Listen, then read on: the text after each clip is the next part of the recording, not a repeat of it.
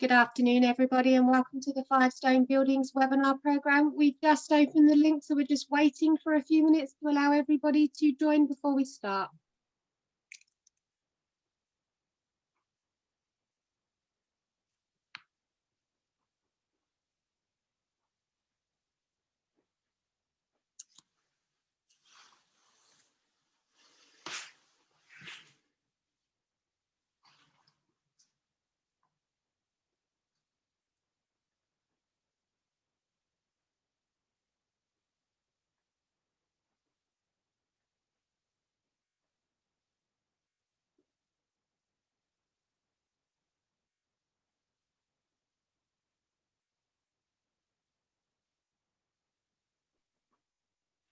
Welcome, everybody. We're just waiting for a few minutes to allow everybody to join the connection before we start.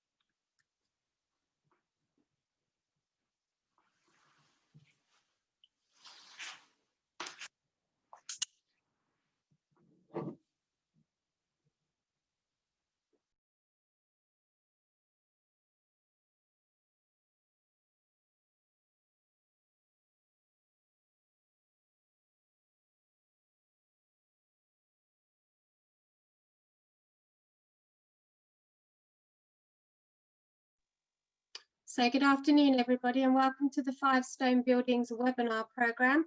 Before we hand over to our speaker, I'll just remind you of the house rules. So just so you know that there is a questions and answers box at the bottom. If anybody has any questions throughout this webinar, please feel free to put your question in the Q&A box, and the speaker will try to answer questions at the end. Just to remind you that this webinar is being recorded, so if you do not wish to be identified when asking your question, please tick the anonymous box when asking your question so the speaker does not identify you in their response. And I will now hand over to Toby Bishop.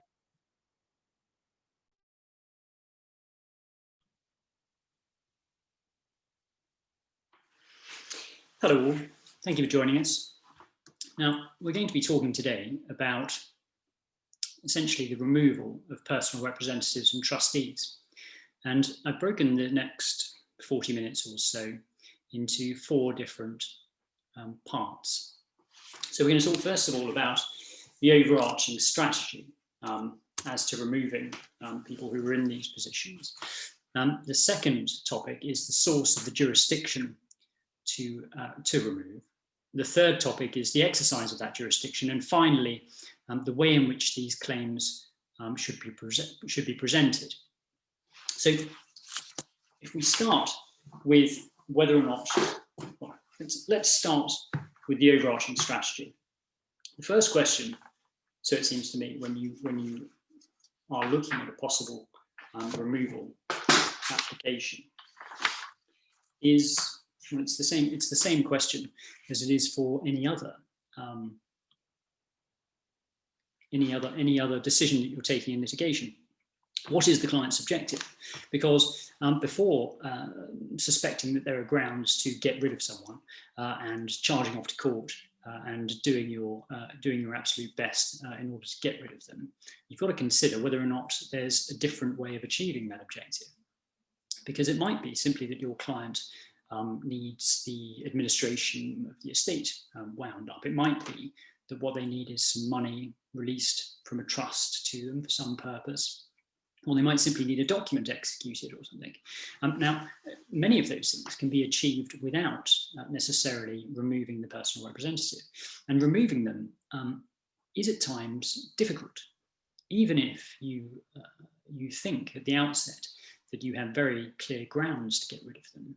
Things can go wrong as it goes along, and these are clearly frequently very contentious applications, and costs can of course spiral quite rapidly.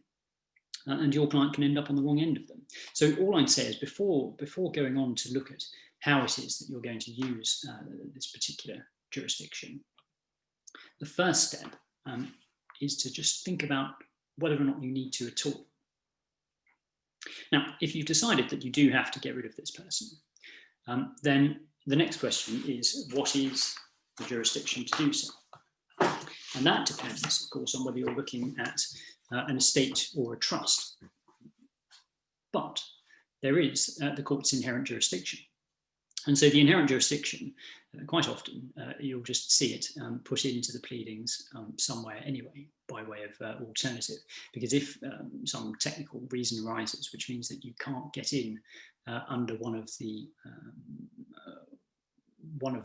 more obvious jurisdictions, then you can always fall back on the court's inherent jurisdiction in its administration of estates and trusts. Now, last year, Chief Master Marsh produced several very useful judgments for the purposes of what we're going to be talking about today.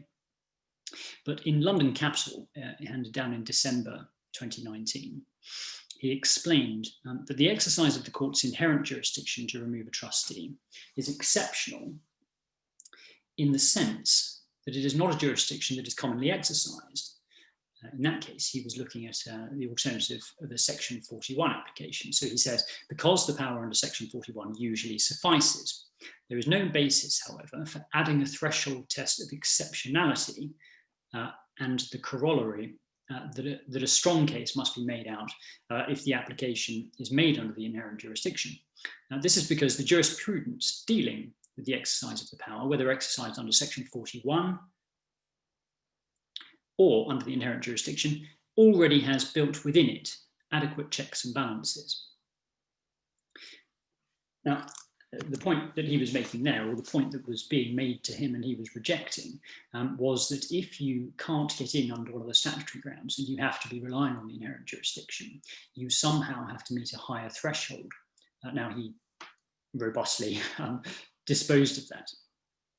So, looking then at the statutory powers, if you're in an estates context, then you're probably going to be looking at Section 50 of the Administration of Justice Act or Section 116 of the Supreme Court Act. Now, Section 50 is for the removal of a personal representative.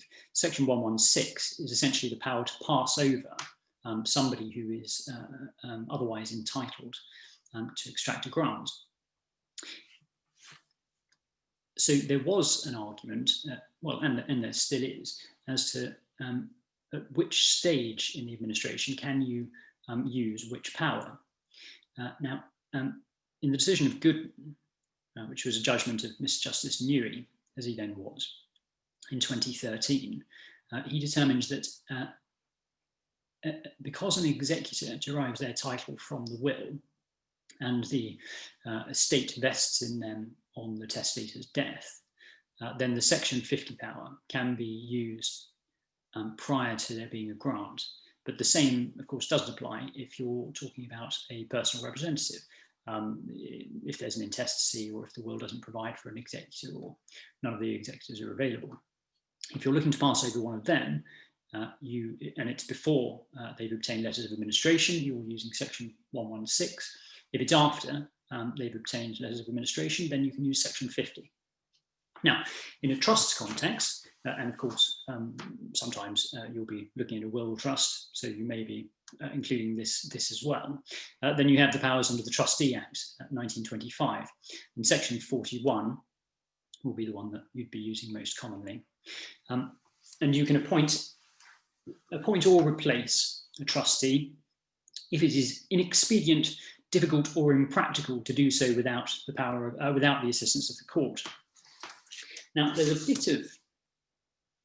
little bit of a spat between the editors of Lewin on this and Chief Master Marsh, because there's a passage in Lewin which said prior to December last year that Section 41 should not be used where there is a dispute of fact, and you should instead use the inherent jurisdiction.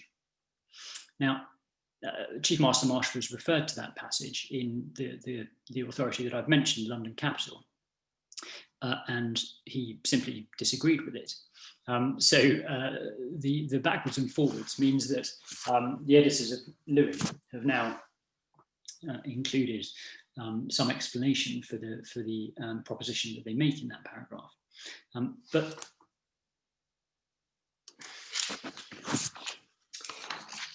the explanation is to refer to a case called Re Henderson, decided in a first instance decision, decided in 1940, or the judgment was handed down in 1940. And the editors identify that Chief Master Marsh wasn't referred to that decision when deciding or when handing down his judgment in London Capital. But the part that they rely on in Re Henderson was in fact merely an obiter, bit of obiter, because in Re Henderson, the decision was that there was not, in fact, a material dispute of fact, and so the court then went on to exercise the jurisdiction. But the passage in Henderson is referring back to an earlier Court of Appeal decision in 1884, where it was alleged that the trustee lacked a capacity, to use modern terms, but the Court of Appeal declined to direct a commission in the nature of a writ de lunactic inquirendo, which essentially is sort of something broadly that would probably be taking place in the Court of Protection nowadays. And so that, it seems, is the basis for the proposition that the court will not engage with disputes of fact in a section 41 application. Now, I would be inclined to, given that these are, if you're bringing an application of this nature, you're going to be appearing in front of Chief Master Marsh or one of the other masters along that corridor. So I would be inclined to do as Chief Master Marsh tells us, which is that some disputes of fact are suitable for the jurisdiction in section 41, until, of course, some more senior judge tells us something different. Now, the other powers to be aware of, or the other statutory jurisdictions to be aware of, are section 36 of the Trustees Act. So that's where you can replace a trustee if they have been out of the UK for more than 12 months, or if they refuse to act, or if they're unfit to act. And then you also have, well, you may have some power within the instrument, or some power less likely, I would have thought, but some power within the trust instrument, possibly something within the will, which provides some other power to remove or replace the incumbents. But another bit to be aware of is section 19 of the Trusts of Land and Appointment of Trustees Acts, because that entitles, if all of your beneficiaries are adults with capacity, and of course you've ascertained the entire class, or the class is closed, then they can give a notice to the incumbent demanding that they retire. Now that is, of course, quite a powerful tool in some circumstances, and it seems to me that it is there to sort of to remedy a potential flaw or limitation with using the principle derived from Saunders and Vautier, because sometimes the beneficiaries will there will be some advantage to them in the trust continuing, but they simply won't want the trustee to continue. So they can use that power in section 19. And we'll come back to that a bit later, because Chief Master Marsh says something about the exercise of the jurisdictions in relation to section 50 and section 41, where that section 19 may be of use to you. So if we move on to the exercise of the jurisdiction, then, as I say, Chief Master Marsh delivered several useful judgments last year. But he identified in a case called Schumacher, he explained that the jurisdiction under section 50 is straightforward. I venture that not everybody finds it to be that way, but there we are. The principles we get from the decision of Lettersted and Boers in 1884, and then that was in relation to a trust. That applies in the estates context, or it was established that it applied in an estates context, in the case of Thomas and Agnes Carville Foundation and Carville in 2008. Now, Chief Master Marsh also aligned the analysis, the analysis from Lettersted and Boers with that in section 41 in the London Capital case that I mentioned a couple of times in December. He explained that both counsel also agree that the test to be applied for the court when asked to remove a trustee starts with the decision of the Privy Council in Lettersted and Boers. The test is a simple one. The court considers the welfare of the beneficiaries. The applicable criteria, as they have been developed over the years, were summarised recently by me in Long and Rodman and in Schumacher and Clark. Now, in Long and Rodman and Schumacher and Clark, the Chief Master, in fact, refers back to, well, in Schumacher and Clark, he refers to his summary of the principles in Long and Rodman. And in Long and Rodman, he refers to his own summary of the principles in Harris and Earwicker. And so Harris and Earwicker is a good source, really, for a summary of all of the principles that apply in this. And it's worth sort of going through them in full. I'll put at the end a slide with the citations for these various decisions. But Chief Master said in Harris and Earwicker, it is unnecessary for the court to find wrongdoing or fault on the part of the personal representatives. The guiding principle is whether the administration of the estate is being carried out properly. Put another way, when looking at the welfare of the beneficiaries, is it in the best interest? Is it in their best interest to replace one or more of the personal representatives? So that's the question at its simplest. Now, if there is wrongdoing or fault and it is material, such as to endanger the estate, the court is very likely to exercise its powers under section 50. Now, identifying what all of the duties of personal representatives and trustees are is somewhat beyond the scope of what we're doing today, as is to cover the innumerable different types of breaches that they might commit. But you all, as experienced estates and trusts litigators, know the kind of thing I'm talking about. You know, fingers in the till, acting in conflict of interest, diverting assets elsewhere, that sort of thing. But the Chief Master went on, if, however, there may be some proper criticism of the personal representatives, but it is minor and will not affect the administration of the estate or its assets, it may well not be necessary to exercise the power. And that's where you really got to rein in the client, because quite often, of course, clients are absolutely furious about the incumbent not having done what they are supposed to have done. But really, unless it's making a real difference, unless it really is interfering with the administration, then it's not going to be enough on its own to get you home. Now, point 3, the Chief Master explained that the wishes of the testator, as reflected in the will, concerning the identity of the personal representatives, is a factor to take into account, and of course the same ought to apply in respect of a trust. Point 4, the wishes of the beneficiaries may also be relevant. I would add, however, that the beneficiaries, or some of them, have no right to demand replacement, and the court has to make a balanced judgment, taking a broad view about what is in the interests of the beneficiaries as a whole. This is particularly important where, as here, there are competing points of view. Now, that's why I say that the Section 19 power may be quite useful, because you would think in most Section 50 applications, if the beneficiaries are aligned and they all want the incumbent gone and somebody else in their place, well, most incumbents would just simply go, and I would suggest that they should. But if they won't, you may be better off using the Section 19 power.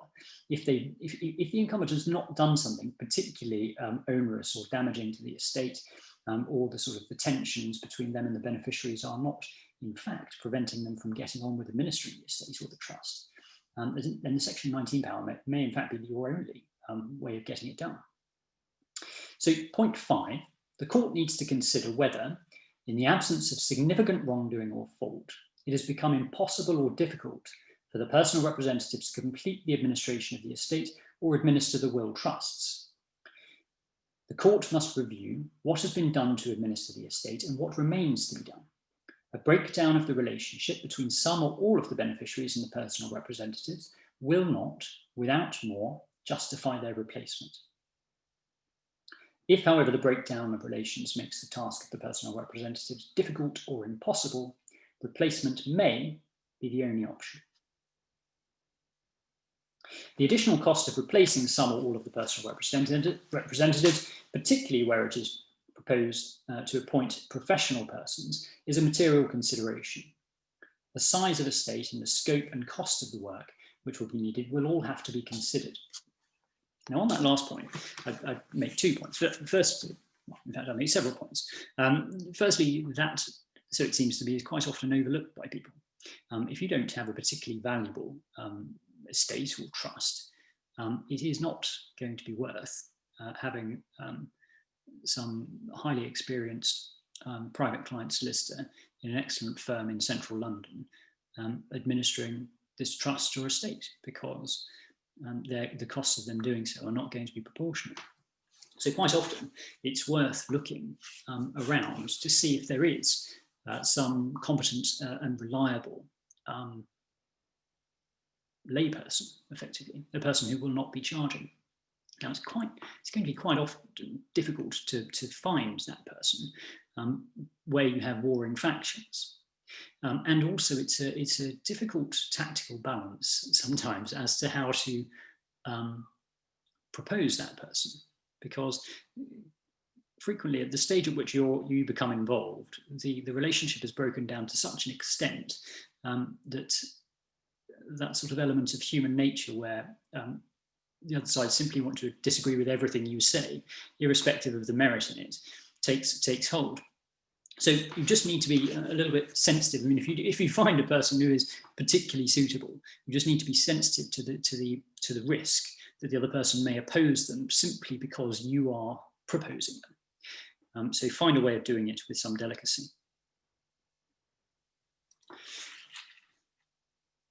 Now that's probably all we need to know about the exercise of the jurisdiction at this stage, because beyond that, it's mostly a question of facts. All of these things are going to be fact sensitive. So what you need to do is bring your particular set of circumstances within that analysis. Either so as to demonstrate that the person must be replaced, or if you're on the other side of the fence, to demonstrate that they must not be. So the next part that I'm going to cover is about presentation of these claims and the procedure that should be used. And I'm going to do that by reference to two of Chief Master Marsh's decisions, Long and Rodman, and Schumacher and Clark. So Long and Rodman is a relatively interesting case, I would suggest. It's principally about the estate of Norman Rodman.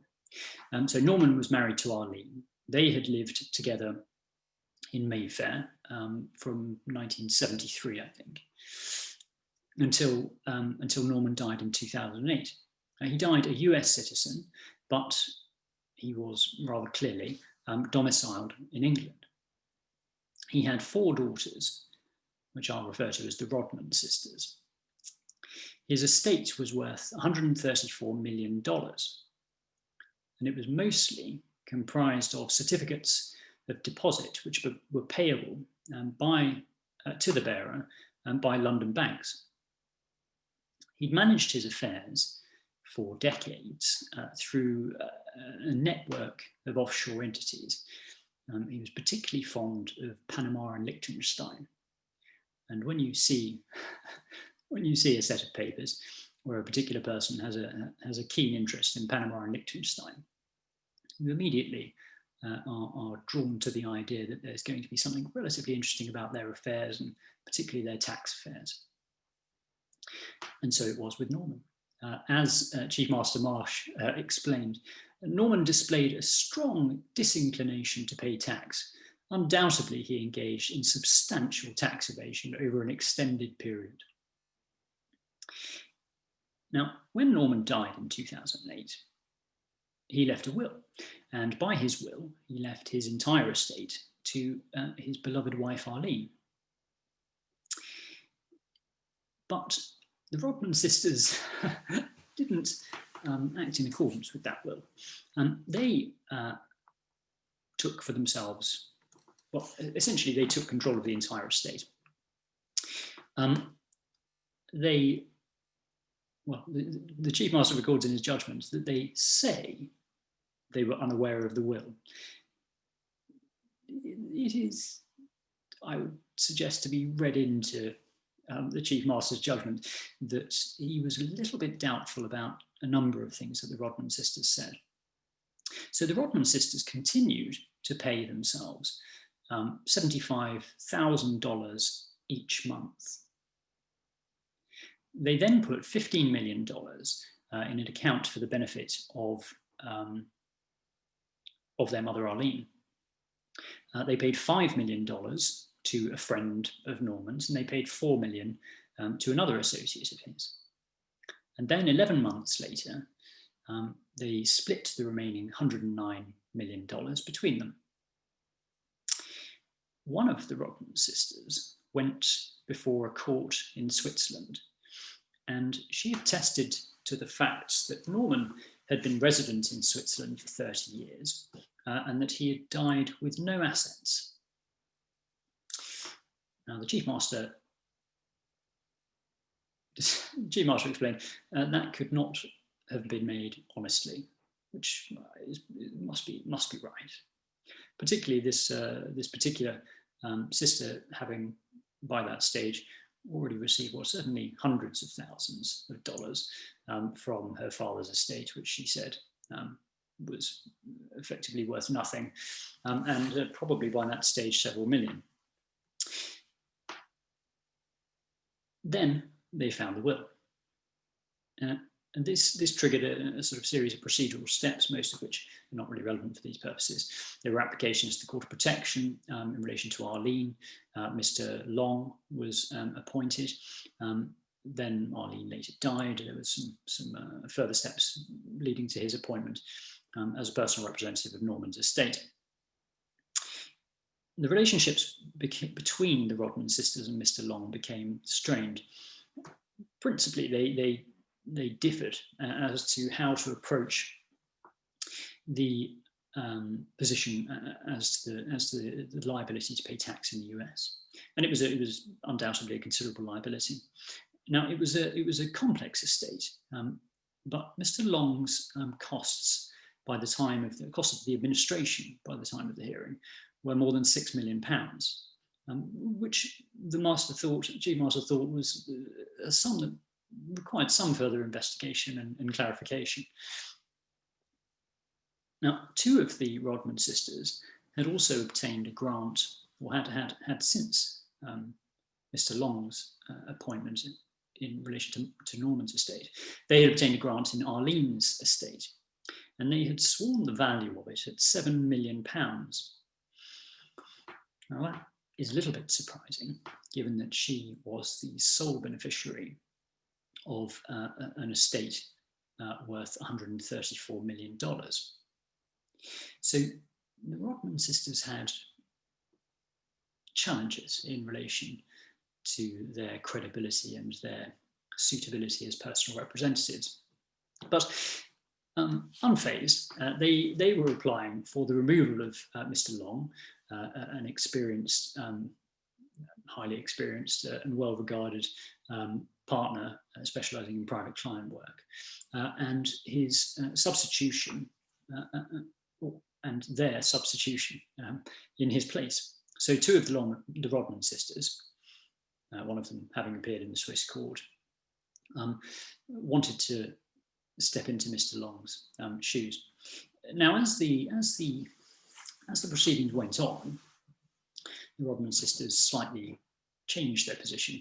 I think by the time the case was opened before the Chief Master, they were by then proposing that they take letters of administration together with a partner at the firm of solicitors that they were instructing. And by the time their case was being closed, the proposal was being made in the alternative and not being their preference. The partner at the firm of solicitors instructing them, well, I think by that stage he may have been a retired partner or a consultant, take the grant on his own, which we might think is a somewhat more realistic outcome. So, in short, the Chief Master removed Mr. Long and appointed in his place this partner or retired partner from the solicitors. He was, as the Chief Master said, plainly a suitable candidate to be appointed. He has a good deal of relevant experience and is beyond reproach.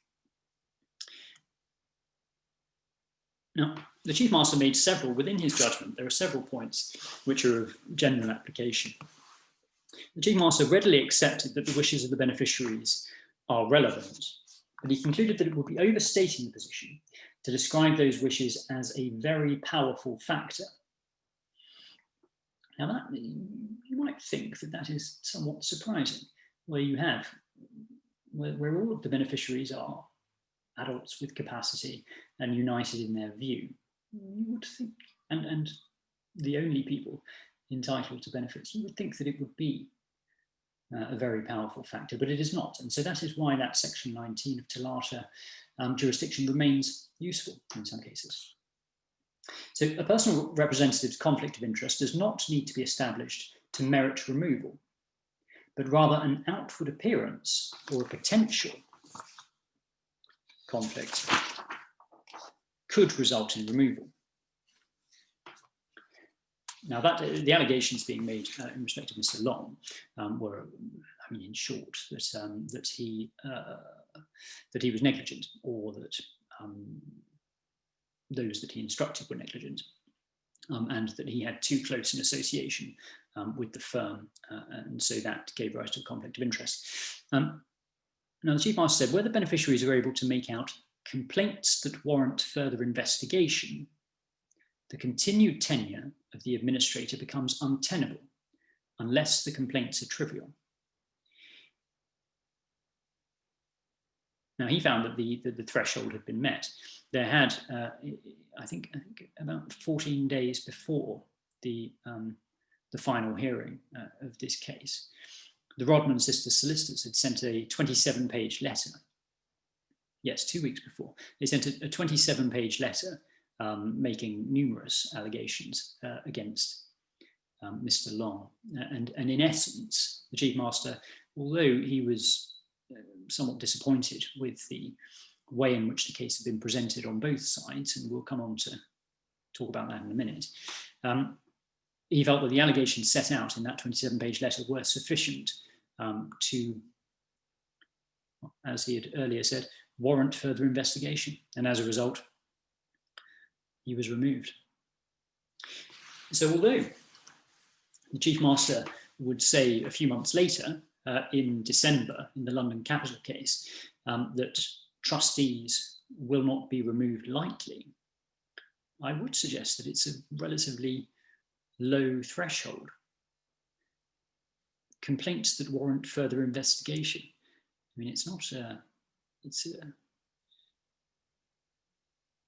I'd suggest that in most cases, if you're even considering an application, you should be able to frame your case so as to meet that threshold. Now, the reduced burden of professional fees is, the Chief Master said, a powerful factor in favour of appointing a lay beneficiary to administer the estate.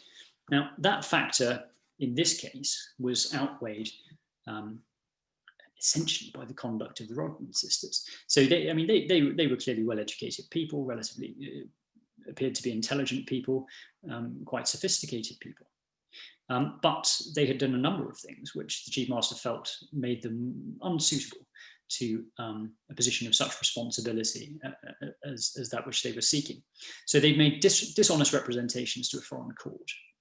They'd wrongfully dealt with the deceased estate without taking legal advice. They claimed to have not taken legal advice. Again, there is a hint of doubt in the Chief Master's judgment on that point. because of course, one must recognise that the way in which they dealt with the estate, even if it is true that they didn't have a will, or they were unaware of the will, then of course they weren't administering it in accordance with the intestacy rules. They weren't paying a statutory legacy and half of the residue to their mother. They were just doling it out in whichever way they seemed to fancy. It was said that they had acted recklessly in a manner inconsistent with the approach of a fiduciary. They had refused to provide information to Mr. Long about what had happened to the estate formerly in their hands, or to repatriate what they had taken. They failed to be frank with the incumbent personal representative or the court with matters even as elemental as their own residential addresses.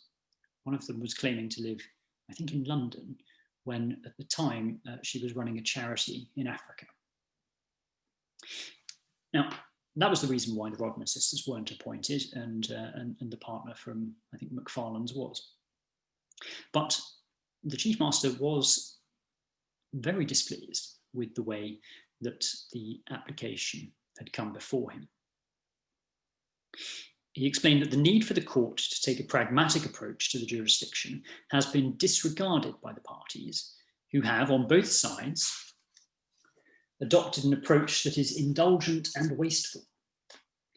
Much of the evidence is of limited assistance to the court. The evidence was replete with accusations and counter-accusations, with the Rodman sisters threatening claims against Mr. Long and his solicitors. Such a volume of evidence is unhelpful. It was said that the evidence strayed into comment and comment on comment, and that provides the court with very little assistance. Chief Master went on, allegations against incumbents in the context of family members often create much heat and light, but provide little illumination about the merits. It matters not whether the incumbent is a professional person. In every case, those representing the applicants should make the case for replacement in a dispassionate way. Save in a case of obvious wrongdoing, it should be possible for evidence to be made, for evidence to make the case without tendentious comment. Now, a great many of applications of this nature that I've seen, and you get the feeling that applications like this have come before Chief Master Marsh once or twice, make lots of very serious allegations against the incumbent. And of course that can, by the way of exchanging evidence, that is an escalating problem, because the person who issues the application makes all sorts of very serious allegations as to the other person's, as to the incumbent's honesty, suitability, capabilities, etc. And so the incumbent feels attacked personally, particularly if they're a professional person. And they feel very much that they cannot allow these sort of allegations to go unanswered. And so they respond to them at length. And of course, it's a circular problem, isn't it? Because the person who's made the allegations feels affronted, and so they go back in making comment, well, as Chief Master is complaining of there, making comment on comment. So it seems to me that what we're being encouraged to do by the masters is try and make these applications delicately. Now, that is a fine balance, of course, because if you've taken the decision to go for it, you want to win. And the way in which you win, of course, is you put your best foot forward. And if there are sufficiently serious allegations of wrongdoing to be made, then you must make them. But I think all we can do is rein in our clients' more sort of extravagant wishes or demands for us to complain.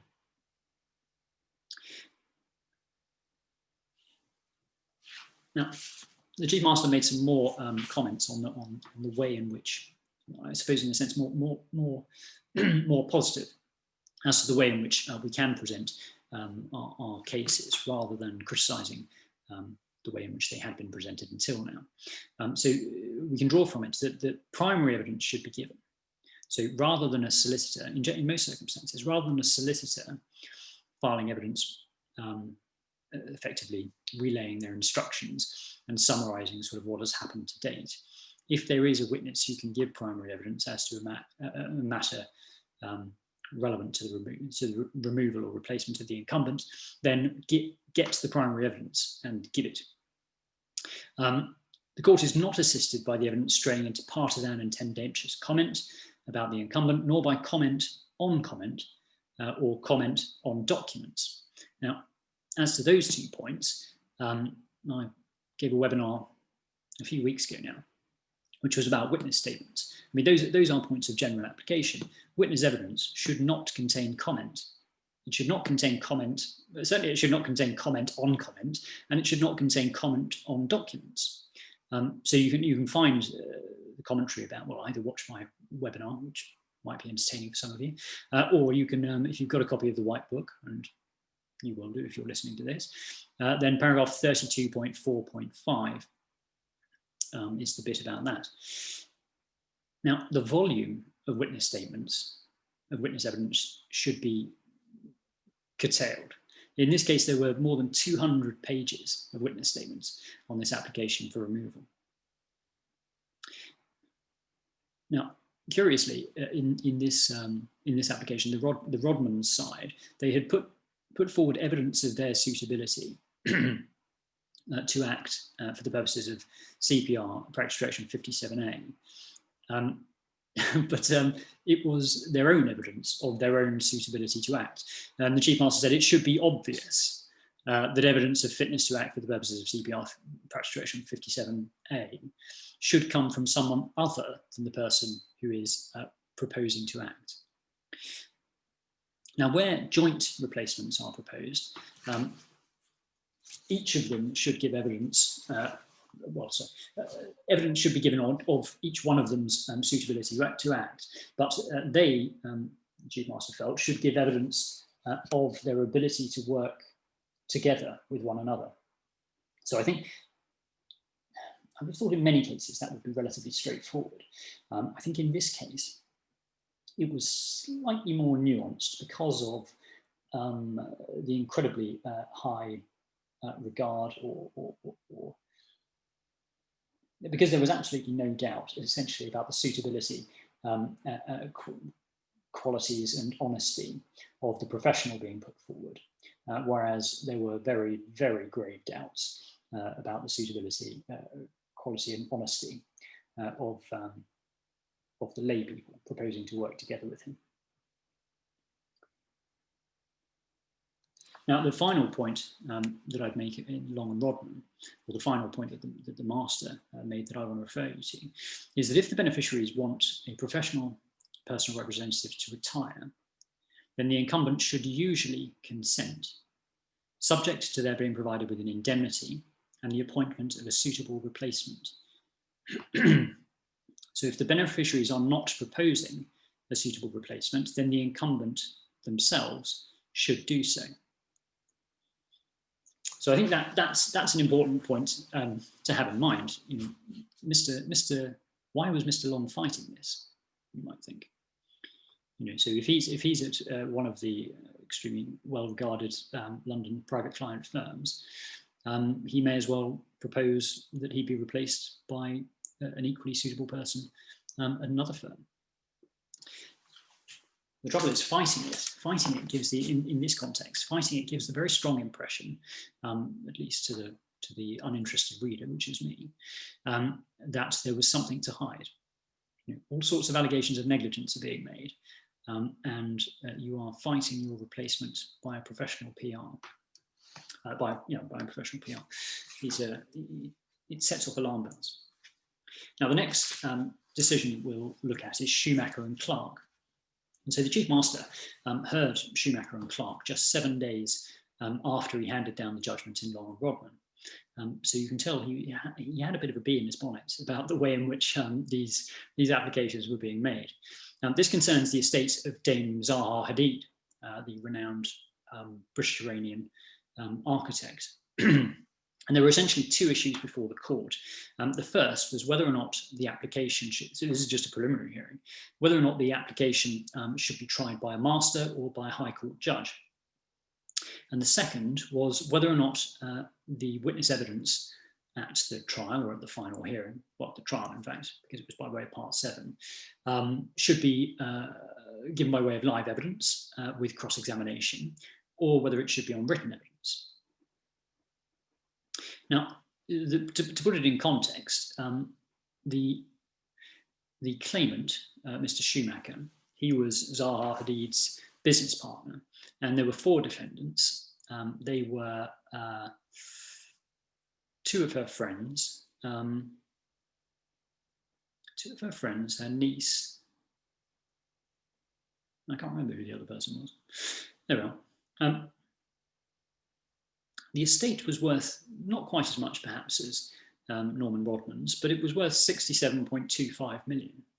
And aside from some legacies of about £2 million, the rest of it was held by way of discretionary trusts. And the estate consisted of a couple of properties, but in large part, the interests, Zaha Hadid's interests in 4 companies, all of which bore her name and were companies that were continuing to trade and had lots of employees, I think 40 or so employees. The purpose is 400 current employees. And the discretionary trust was in part certainly a matter in which those employees were interested. And the administration of the estate, of course, was as well, as to whether or not those companies would continue, whether or not their employment would continue. So the court said that in considering the best interests of the beneficiaries, it's material that Mr. Schumacher was not only Mr. Schumacher was the only party who was himself a beneficiary of the discretionary trust. Now, the wishes of Dame Zaha's letter of wishes, the wishes that Dame Zaha had expressed in her letter of wishes, were of particular significance. And so, in particular, the Chief Master was, of course, rather concerned that nobody was speaking on behalf of these 400 employees. It hadn't been suggested by anyone that there be somebody appointed in a sort of representative capacity to speak on their behalf. And so the court had to take into consideration that class of beneficiaries when exercising its decision-making power, both as to removal and, but also, I suppose, in relation to procedure and proportionality. Now, the threshold was explained in a slightly different way. The threshold for granting relief was explained in a slightly different way in Schumacher and Clark. Now, it may be that I'm just seeing shadows here, but in Long and Rodman, it was said that it is sufficient to make out complaints about the incumbent which require further investigation, unless they are trivial. That's paragraph 68. Whereas in Schumacher and Clark, Chief Master explains that what is in fact required is a good arguable case about conduct. Now, I suppose really, whichever language you use, it is just a matter that fits into the overall factual nexus.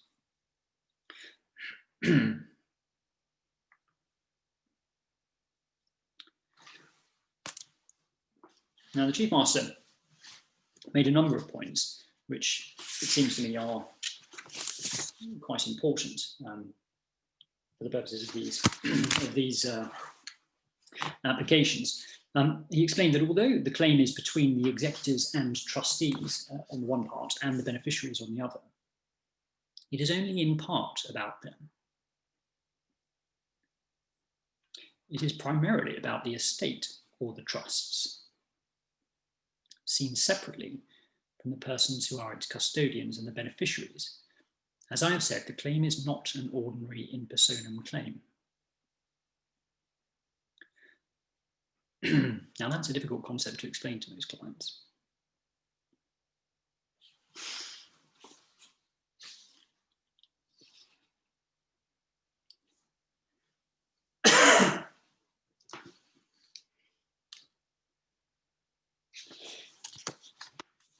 Now, we talked several times about allegations of wrongdoing and threshold that has to be met, etc.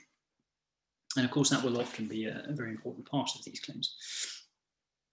The Chief Master explained that the administration of an estate or a trust can often lead to tension, and indeed feelings often run high, but it is essential for the court to avoid, as far as possible, providing a forum for the parties merely to vent their complaints about each other. The core issue is whether the continuation in office of one or more of the parties is detrimental to the interests of the beneficiaries. He went on that often the application to remove an executor or administrator or a trustee is a precursor to a devastavit claim or a claim for breach of trust. It is very important that when dealing with such an application, as in the claim before me, the court does not make findings of fact which in another context may be of influence.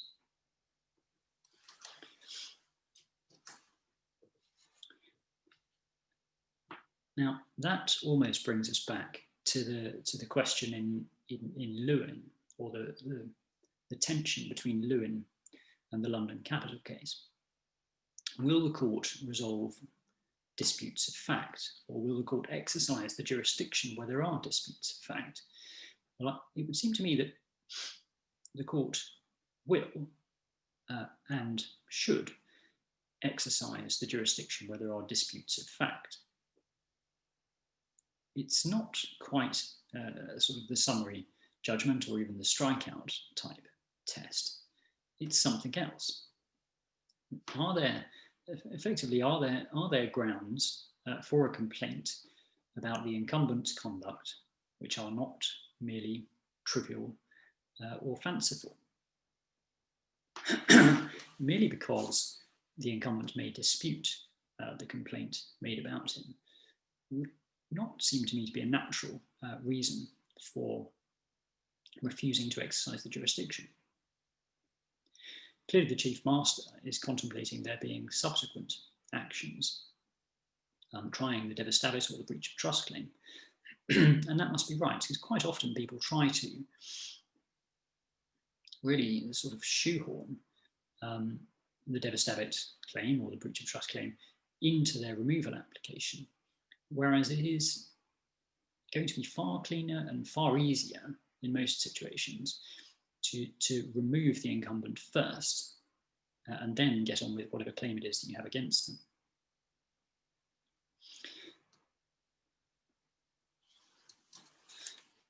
And he gave a bit more clarity about this sort of avoiding making findings of fact and where exactly this sort of line lies between showing an arguable case, etc. So the power of the court is not dependent on making adverse findings of fact, and it is not necessary for the claimant to prove wrongdoing. The jurisdiction is quite unlike ordinary inter partes litigation, in which one party of necessity seeks to prove the facts of its cause of action against another party. If the court, after considering the trustee's response, has real concerns about the welfare of the beneficiaries, it is likely to exercise its powers without determining disputed issues of fact. So again, it's almost another a slightly different threshold again, isn't it? So does the court have real concerns about the welfare of the beneficiaries? But that really, it seems to me, sort of sees off the Lewin argument. I mean, yes, of course, this is first instance and it's a decision of a master. And so a High Court judge of the Court of Appeal may well take a different view, and somebody at some point will go and try and persuade them of that. But for present purposes, there being a dispute of fact is often an intrinsic element of these applications. And I would suggest that it doesn't rule out the use of section 41, or, albeit it's drafted in slightly different terms, section 50. So the procedure to be used when you bring these claims. In Schumacher and Clark, it was a Part 7 claim. Now, the Chief Master was absolutely clear that these applications should be brought by way of Part 8.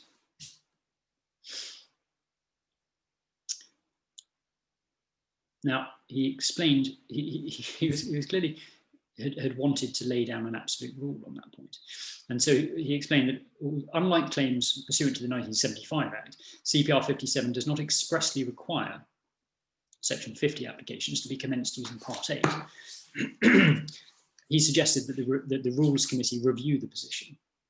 And he said, it is unfortunate that Mr. Schumacher has commenced his claim using the Part 7 procedure. I am not able to say that he was, by doing so, certainly in breach of the civil procedure rules. But I consider that it was neither wise nor desirable. The court was plainly displeased with the 19-page particulars of claim and considered that it was a matter of regret. The defendants had thought it necessary to serve a defence and counterclaim running to 36 pages. So, as I said at the beginning, the main issue here was Mr. Schumacher was seeking a 3-day trial before a master without live evidence. The defendants were seeking an 8-day trial in front of a High Court judge with cross-examination. Now, Chief Master Marsh did as Mr. Schumacher wished and not as the defendants wished. He explained a few points which bear repeating. It hardly needs to be emphasised that it is for the court to control the way in which claims are disposed of, whether at trial or a more limited hearing.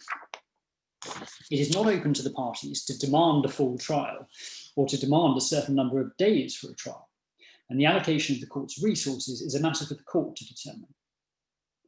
He said it would be exceptional for a Section 50 application to necessitate a full trial. On the basis of the parties' competing lists of issues, the Chief Master found that there was an inadequate platform upon which the defendants were entitled to submit that the claim involved significant issues of bad faith. And perhaps most persuasively, Mr. Schumacher, who was alleged to be making these allegations of bad faith, expressly stated that he was not making any allegations of bad faith. Curious circumstances in which the defendant continues to allege that bad faith allegations are made against them when the claimant is expressly saying that he is not doing so. But it does leave slightly open. It leaves the door ajar, at least, for the proposition that where allegations of bad faith are being made, then there is perhaps their scope for a full trial. Now, the Chief Master was satisfied that a fair trial could take place without cross-examination, and it was significant in his reasoning on that point that, in fact, this claim did not involve determining issues for the purposes of debtor status or breach of trust. He acknowledged that the allocation of judicial resources is a sensitive issue, and that, I mean, most of us who've been in court and never had to try and achieve that will know that, because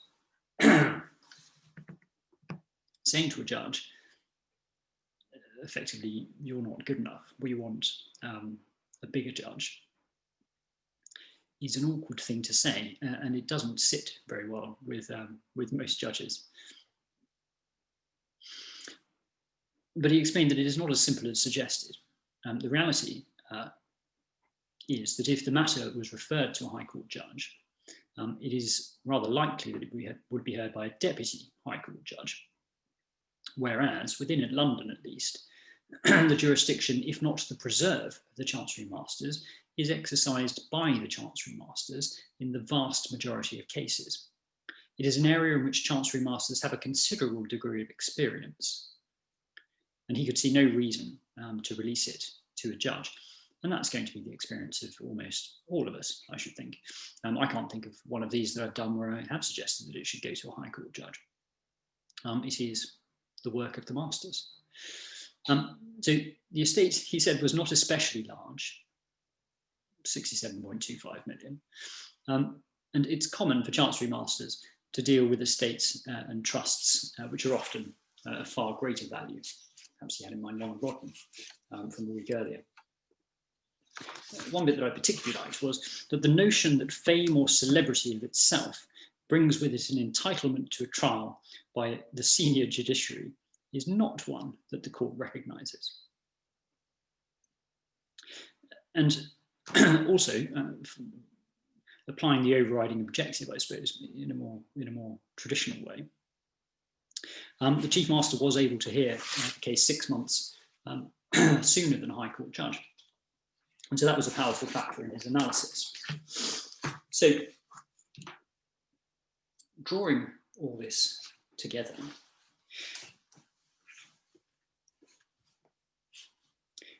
how should you start your claim? Well, before you start your claim, you decide, do I have to?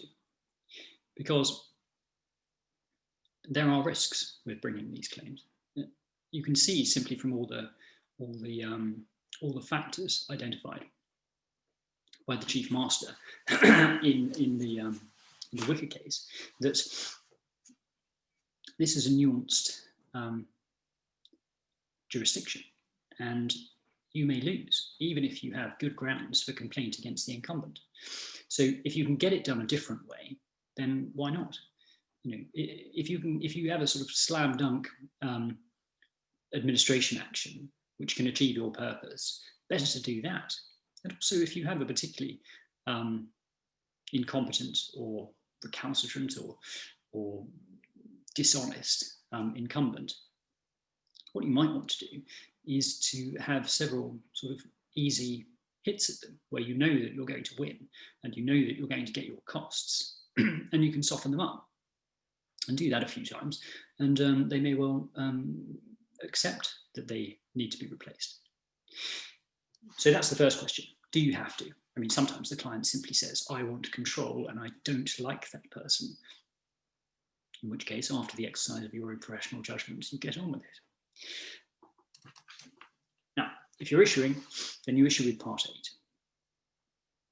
Lewin says sometimes if there's a disputed fact, you should issue in reliance on the inherent jurisdiction and use the Part 7 procedure.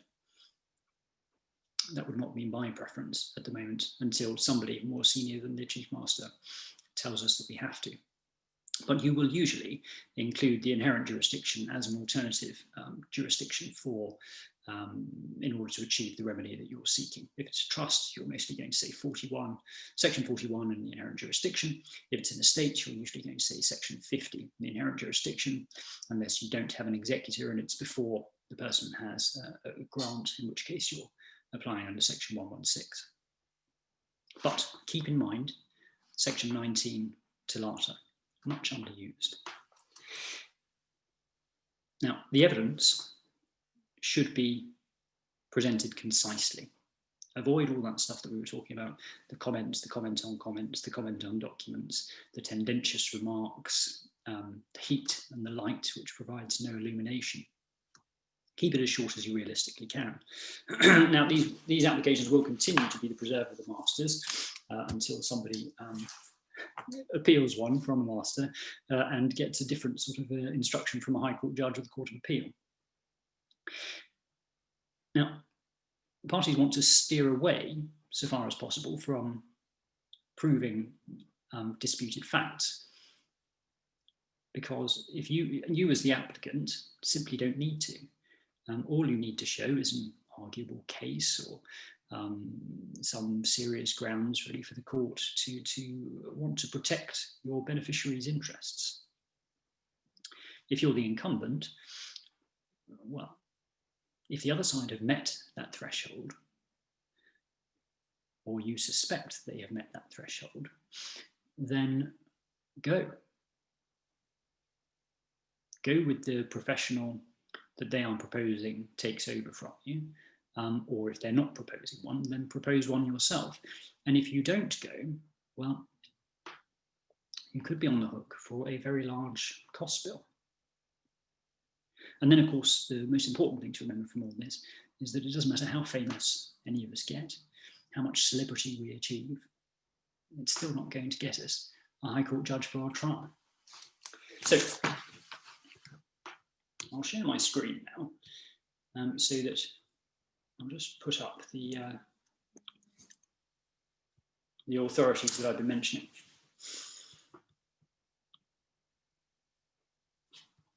So legislative boroughs, that's the sort of founding principles about breakdown of relationship, interfering with the due administration of the trust, etc. Thomas Magnell Carville Foundation, that's the one that tells us that legislative boroughs applies in the Section 50 application. Harrison Earwicker, that is the Chief Master's very helpful, I would say, exposition of the applicable principles in these cases. Long and Rodman, that's Norman Long, the American gentleman with the disinclination towards paying tax and the somewhat dishonest 4 daughters, which really tells us to avoid so much as possible tendentious comment, keep it short and neat. Schumacher and Clark, that's the estate of Dame Zaha Hadid, which tells us that it needs to be Part 8, and it's generally going to be in front of a master, and it's generally going to be written evidence. London Capital and Finance unifies the Section 41 and the inherent jurisdiction test, and tells us that in order to engage the inherent jurisdiction, it tells us that there is no threshold of exceptionality in relation to the inherent jurisdiction, and really that is the way in which it sort of unifies that inherent jurisdiction test with the legislative boroughs, which itself is unifying Section 41 and Section 50, etc. So there we are. Only do it if you have to, and if you have to, make sure you win, just the same as all other litigation. That's all from me. If you want to ask me any questions about this or disagree with me, then feel free to give us a call on that number or send me an email. Thanks for your time. Oh, hang on, we have a question.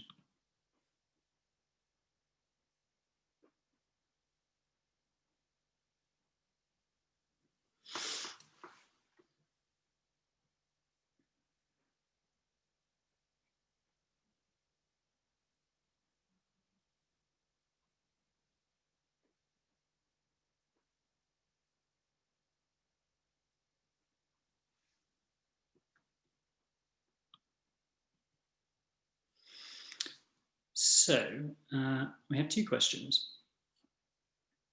Is there a conflict of interest involved with the beneficiary proposing his own solicitor as a replacement executor? Now, I tend to think that there is. And if it's my side that are proposing that we do that, I discourage that.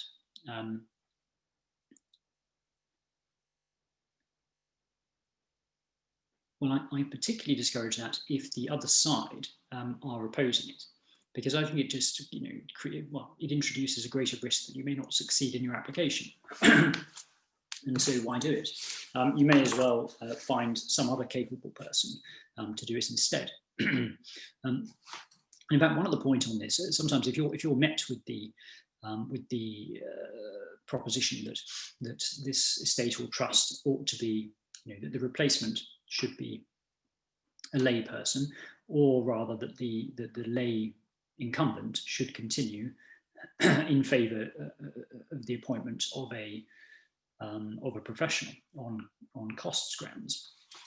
You can sometimes see off that argument because you quite often the layperson is not really capable of doing it themselves, and so what they do is they then instruct a solicitor, and what that gives, the way in which to frame that is that gives you the worst of both worlds.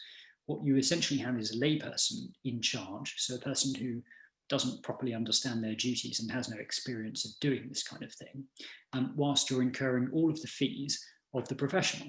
The far better outcome, surely, is simply to have the professional do it. It's no more expensive. Now, that doesn't always work, but it's worth a go. So is there a conflict of interest? I would say usually yes, but then you read Long and Rodman and you think, perhaps not. I think perhaps in Long and Rodman, there weren't, well, you don't have the impression from the from the judgment that Mr. Long or his representatives were really putting up a fight on the basis that somehow the partner or the former partner from McFarland's was not a suitable person, or that he had a conflict of interest. So there we are, that's that one. The partners of my firm are professional trustees of a will trust alongside 2 lay trustees, the life tenant and the remainderman of the will trust. Yeah. The level of acrimony of one of the lay trustees to this firm and the other trustee is such that the administration of the trust is impossible. Do we need the direction of the court to protect our position on costs before we bring proceedings to remove him? Well, it would be nice to obtain those directions, but I think it's rather unlikely that you would do so. And of course, you'll incur a reasonable amount of costs, unfortunately, in seeking to obtain the direction. I would suggest that if the administration of the trust is impossible, then your application has a rather good chance, and in a sense, the trustees probably find themselves in a position where they're obliged to make it. So, yes, that may well be, if it is actually impossible, then that is one of the cases where you don't really have an alternative and you need to get on with it. That is all. Any other questions, then do let me know, and I'll hand back to Joe briefly.